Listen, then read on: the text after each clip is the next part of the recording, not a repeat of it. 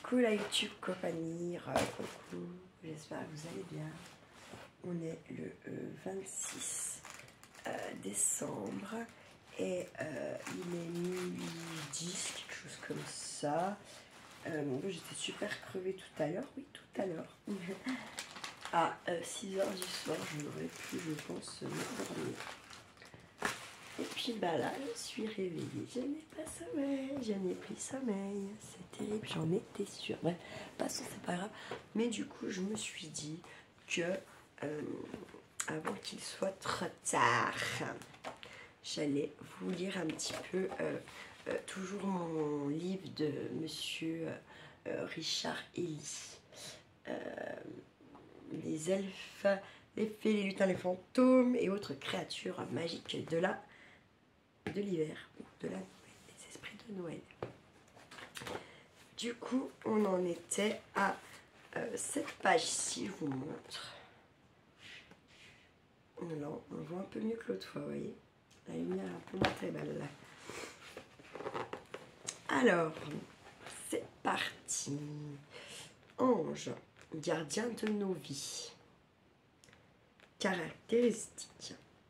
Être spirituel attaché à une divinité et à une fonction particulière. Proche des hommes, invisibles, prennent parfois l'apparence de jeunes humains, asexués et ailés de petits garçons joufflus. Étymologie du grec ancien angelo, messager. Un soir de décembre, je suis assis près de la fenêtre à regarder la neige tomber. Sur la table, une tasse de thé bien chaud.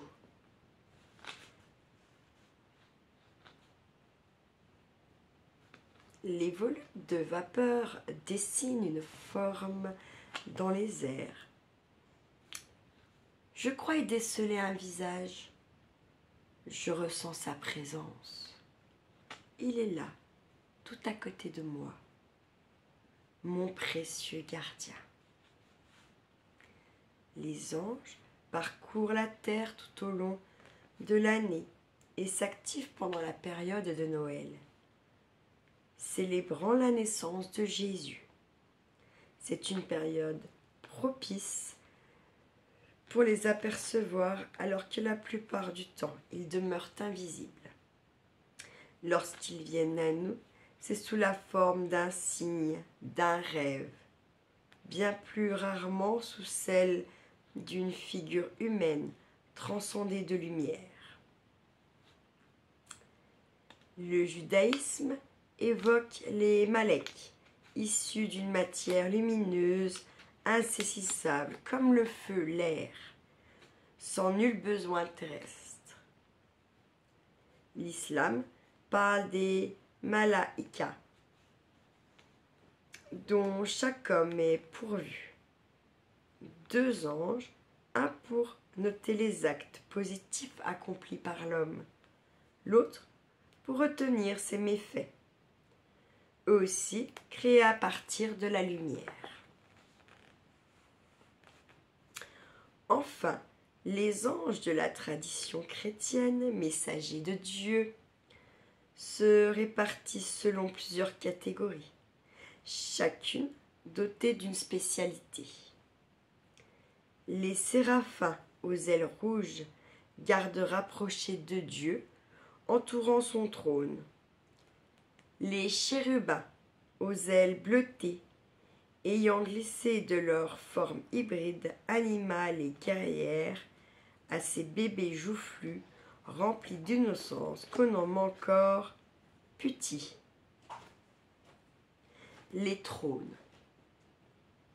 Être lumineux, aussi éloignés des hommes qu'ils sont proches de Dieu, ce qui ne les empêche pas de porter nos prières à son attention.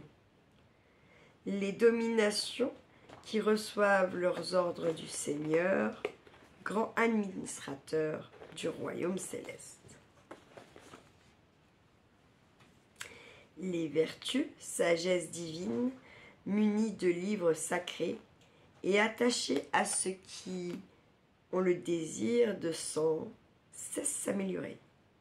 Les puissances, portant souvent leurs mains croisées sur les aubes, les luttent contre le mal et accompagnent les prêtres. J'ai juste oublié de vous lire des petits extraits, je vais vous lire maintenant avant de tourner la page. Amesha Septa. Dans la zoroastrisme iranien, les Amesha-Spenta sont des génies, traits d'union entre les hommes et le dieu Ahura-Mazda. Ils sont au nombre de 7, proches des archanges de la tradition chrétienne et se rattachent au pouvoir spirituel et à la bonne pensée. Shan, âme bienveillante, ange gardien, génie protecteur, aux chaînes chinois appartiennent les êtres supérieurs situés au-dessus du niveau terrestre et interagissant avec l'homme pour son bien-être, intervenant parfois, souvent humaines, avant de regagner leur immortalité. Anjanas, ces petites fées de la Cantabrie espagnole se rapprochent des anges par la grande pureté de leurs traits, leurs ailes transparentes et cette croix qui orne leur front. Leur mission est de veiller sur les êtres de la nature qu'ils protègent et accompagnent au fil des saisons. Voilà.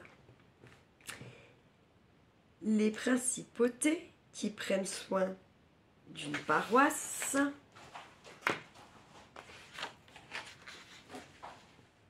d'un peuple, d'une nation, d'une ville. Leur couleur est l'améthyste. Leur front est orné d'une couronne à 2 étoiles. Non, je souris parce que c'est marrant, c'est ma pierre. Bref. Les intercèdent souvent pour faire pardonner leurs erreurs aux communautés. Oh, l'accent, je viens d'avoir. Même moi, je l'ai entendu.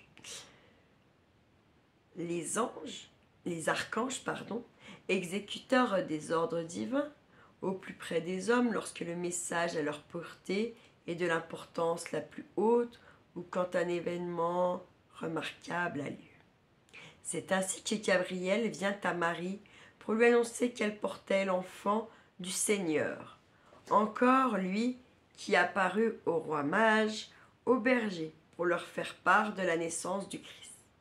Enfin les anges gardiens de nos vies, ils accompagnent chaque homme dans sa destinée, veillent sur lui, l'écoutent et le comprennent.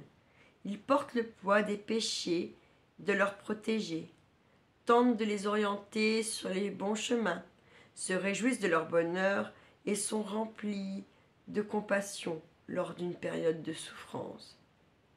Quiconque sait les écouter, les ressentir partagera leur lumière.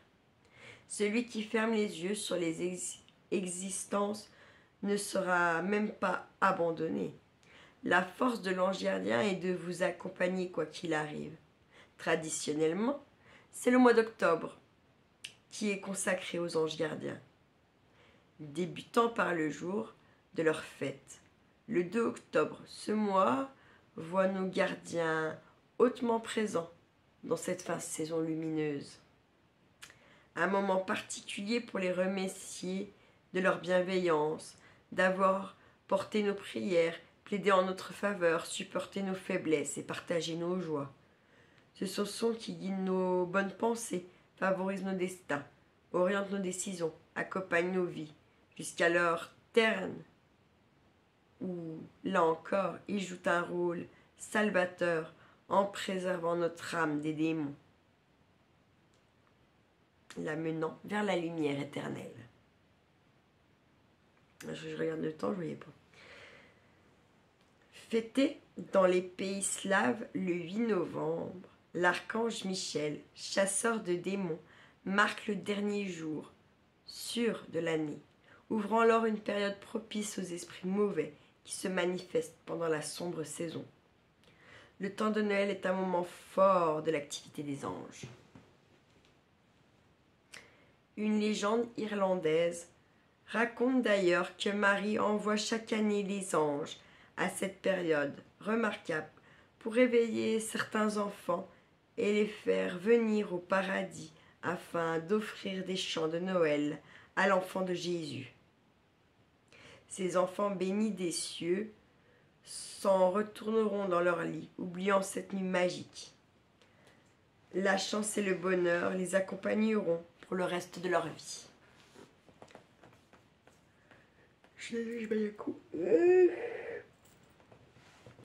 Les anges sont encore présents tout au long de l'hiver à travers de nombreuses célébrations. Sous forme de décoration, ils ornent les sapins de Noël, les crèches. Les enfants se déguisent pour accompagner les scénettes et processions de Noël. On les chante dans les chorales, insistant sur le fait qu'ils circulent partout dans nos campagnes. De nombreux chants de Noël ont été inspirés par leur apparition, comme le Inglouti Djoubli soufflé à l'esprit de Henri Suzeau par un ange. Arrangé par Parswell avant un énième natation par Mike Oldfield, le propulsant dans les chars anglais en 1976. Présents également en tant que gourmandise, ils prennent la forme de biscuits saupoudrés de sucre. En Lituanie, on prépare des zagareliers, encore nommés krapczki en Pologne. Ces ailes d'ange en pâte à baigner enrobées de sucre se consomment après l'hiver pour célébrer l'abondance prochaine et porter chance à ceux qui s'en délectent. Que ce soit sous la forme d'une présence bienfaitrice, d'un élément de décor cher à nos cœurs, le sourire d'un enfant porte des ailes immaculées. Les anges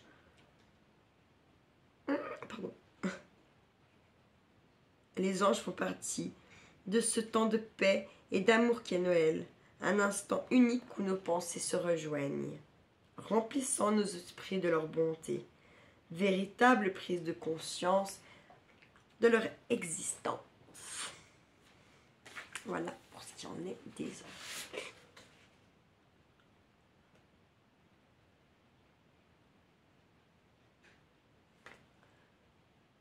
Ah, j'ai la coupure qui est revenue là, je suis terrible, terrible. Bref.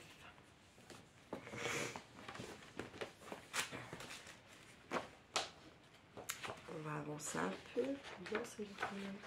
Je vous montre pas. Quand je vous montre pas, c'est qu'il n'y a pas de dessin. Parce qu'il y a beaucoup de lecture finalement. C'est d'où lire cela. Barbegazzi.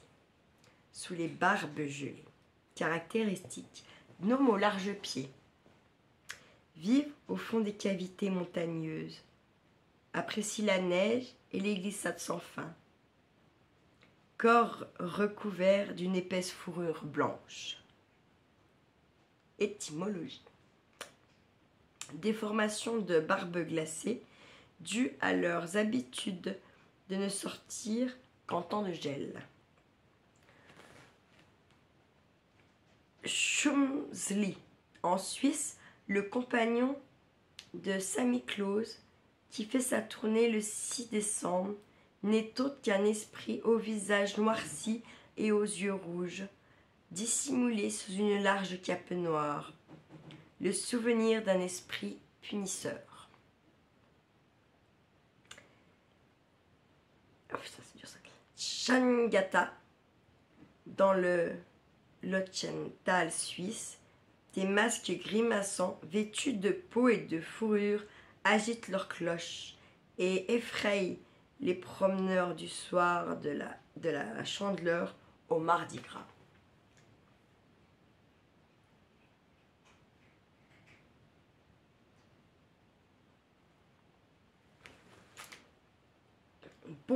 Bol Jacob. Il suffit d'un bol de crème placé sur le toit de l'étable pour que la ferme soit protégée par le Botchokop durant tout l'hiver. On va voir plus en lisant. Il arrive bien souvent en montagne que des esprits bienveillants sauvent des personnes d'une mort certaine en les prévenant de chutes de neige et autres catastrophes avalanches. Dans les Alpes, surtout du côté suisse, il suffit d'être attentif aux cris poussés par les Barbegazzi. Ce cri ressemble à s'y méprendre au signal de la marmotte. Un sifflement strident pour vous mettre en garde contre la chute imminente de troncs de poudreuse qui vous aurait enseveli si vous n'aviez pas entendu l'appel salvateur. C'est qui on veut? Oui. Attendez, pardon. Oh. Les Bergazzi sont d'étranges nains des montagnes. Ils n'apprécient que les températures en dessous de 0 et ne s'aventurent jamais dans les vallées. Ils préfèrent les sommets glacés et enneigés. Si l'été ils ne peuvent être observés, dormant toute la saison dans de profondes cavernes ou s'étant enfoncés dans les failles pour s'y reposer. L'hiver venu, au premier signe d'un gel persistant, les voici qui sortent de leur cachette pour d'interminables glissades. Car les Bergazzi ont une particularité physique qui leur permet de belles cabrioles. Ils ont des pieds démesurément longs, une couche blanche et épaisse sur un rocher, formant un délicieux tremplin, et les voilà voltigeant dans les airs après avoir pris de la vitesse le long d'une pente bien raide. Même les affreuses avalanches ne les font pas reculer. Au contraire, ils apprécient l'éboulement et se dissimulent dans les nuages blancs où leur dextérité légendaire les fait dévaler des plus hautes montagnes sans danger. J'ai envie de tousser, autant d'éternuer, autant de bailler. C'est le bâillement qui a pris dessus. On soupçonne ces nains des montagnes d'avoir bâti tout un réseau de galeries sous la roche. De quoi se déplacer incognito d'un endroit à un autre sans laisser de traces de leur passage. De quoi toujours être à l'abri, bien au frais durant les mois ensoleillés, en attendant le retour des gelées hivernales. L'entrée de ce réseau souterrain est habituellement dissimulée à l'aide de blocs de glace, là où la neige se fait éternelle, par de gros rochers ailleurs.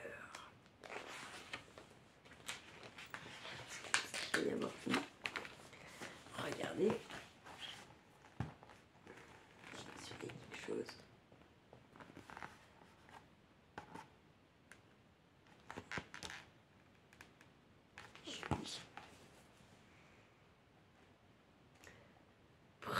Pensez-y la prochaine fois que vous apercevez quelques discrètes interstices.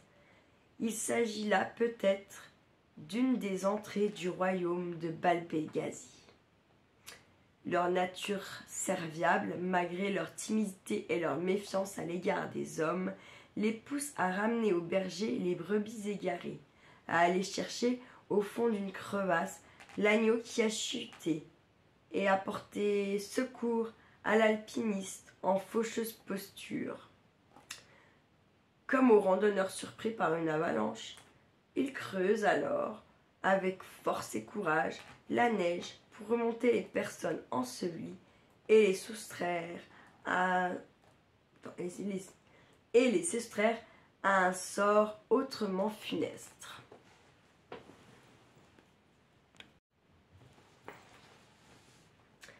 Leur apparence, nous l'avons dit, est particulière.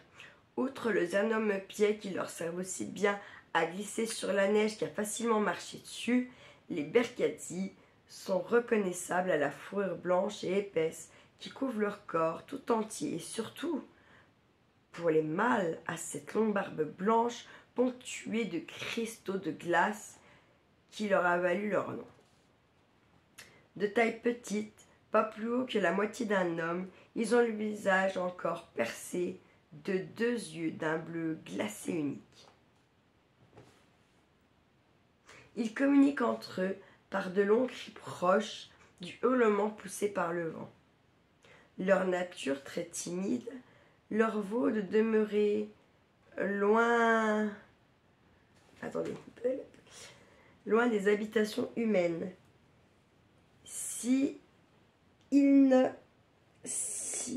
Ah putain, ça me gratte.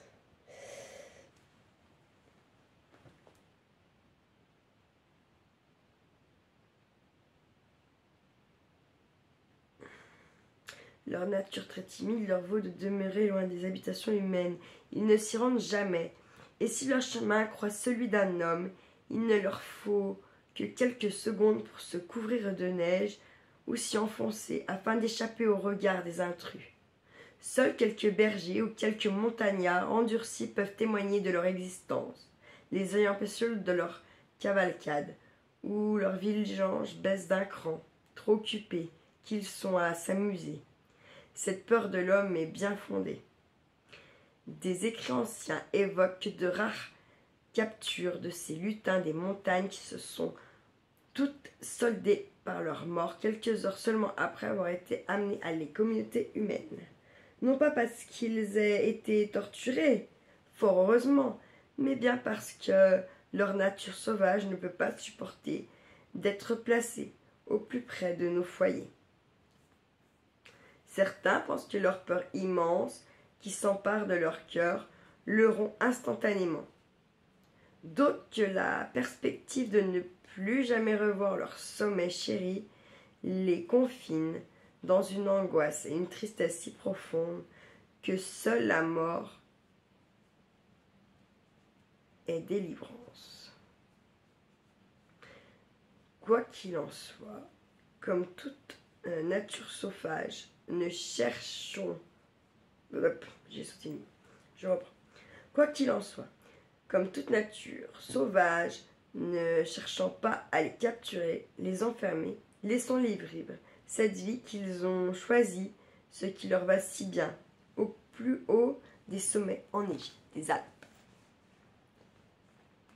S'ils sont des êtres discrets, les Bereski ne sont pas moins d'habiles intervenants en montagne, pour aider quand ils le peuvent bien sûr, pour prendre soin de la faune sauvage, des marmottes, des oiseaux, qu'ils côtoient durant l'hiver, mais également pour punir celui qui ne respecte pas le territoire.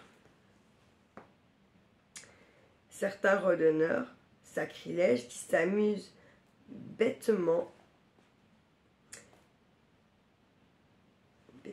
à détruire un nid ou à pousser quelques rochers aux extrémités de la colère des nains. Ceux-ci sont vus gratifiés d'un bon boulet jeté en pleine face, suivi de sifflements stridents, provoquant une telle frousse que ces émergumènes indélicats ont vite abandonné toute envie de poursuivre leur route pour regagner aussitôt la vallée. Il en va de même pour le polluaire qui ose délaisser nos montagnes, ses détritus. Il aurait vite fait de regretter son acte face à de colère de nains. Et si vraiment le crime ne peut être pardonné, les Bereski sont capables de déclencher eux-mêmes une avalanche pour condamner définitivement celui qui s'est rendu coupable d'un outrage à la montagne. On peut être gentil, mais il ne faut pas pousser un Bereski dans les congères. Ma foi, pourquoi pas. Et ben, ça sera tout pour aujourd'hui. Vous avez vu, je galère, je suis fatiguée. Et puis, la prochaine, ça sera Befana Coup de balles sur l'hiver.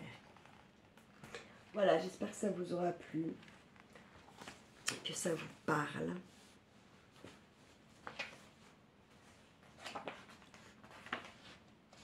La prochaine fois, me Befana et le sapin. T'es bien mis le sapin là, quoi.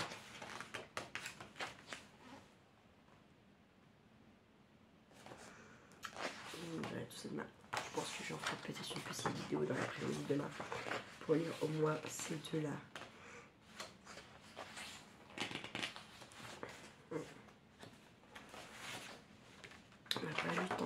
On a eu moins de pages que l'autre fois. Je suis plus fatiguée.